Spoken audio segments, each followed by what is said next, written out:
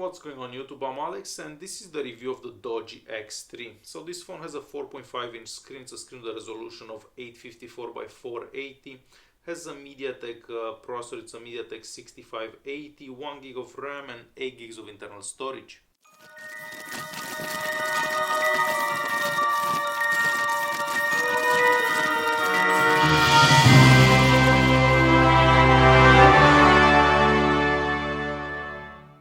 Even though the screen doesn't have the best resolution, the colors are okay and the screen gets bright enough that you can see it in direct sunlight. The entire phone is made of plastic, the back is quite slippery and this will get scratched very easily.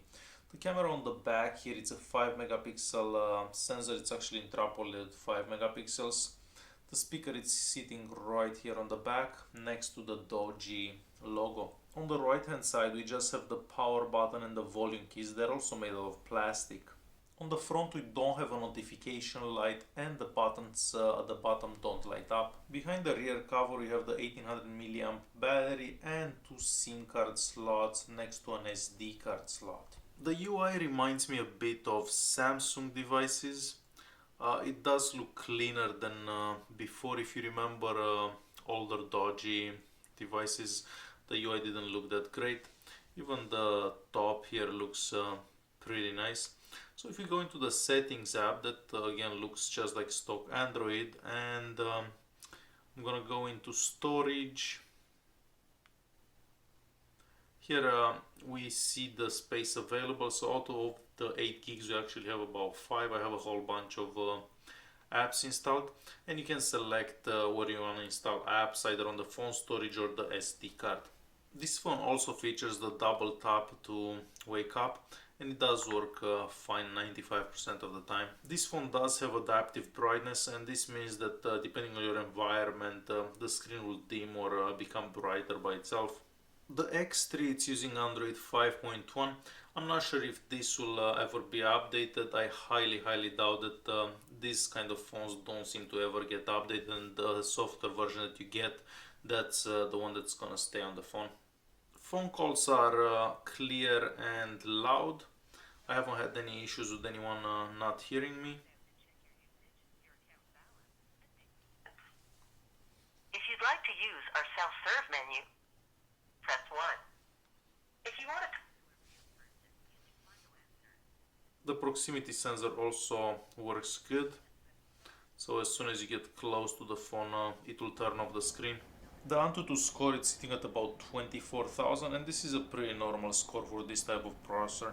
On the Geekbench 3 we get a 1169 for the multi-core score and 357 for the single core score. Here we can see some information about the phone itself that we already know. I have the phone sitting by the window. I'm just gonna open the GPS app so you can see how long it takes till it connects to the satellites. So it shouldn't be too long now. And it connected already. The root checker will show us if the phone has root access, and no, the phone does not have root access. The sensor box app will show us what sensors are available, and as you can tell, there aren't that many sensors available. The phone's flash is not that bright. The light is on right now. It is quite bright in here, however you can barely see the LED. The camera is a regular MediaTek camera, not too many options. Some options here like face detection, smile shot and stuff like that. However, these options are always found on MediaTek cameras. So the camera quality, it's okay in bright daylight. However, in low light conditions it takes quite a while to focus and the pictures don't show up that good. Even though this is a 3G device and the bands are supported here in Canada, I cannot connect to a 3G network no matter what, so I can only find the 2G network, which is Edge, which is extremely slow. You can only touch the screen in 2 places for the screen to register, so this makes it a bit difficult for certain games. On Chrome, scrolling up and down, it's done okay. I mean, it takes a while for the website to load, but after that, zooming in, zooming out, scrolling seems to go quite good.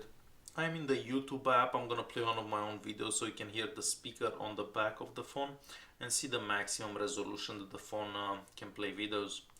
So I'm just gonna start this video, turn the volume up.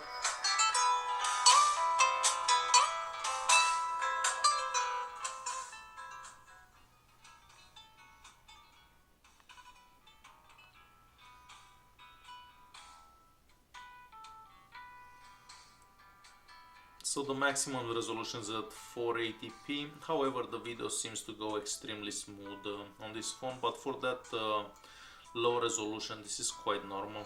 So this phone isn't that expensive. However, for the same money, you can get other phones that look better. The cameras seem to perform better.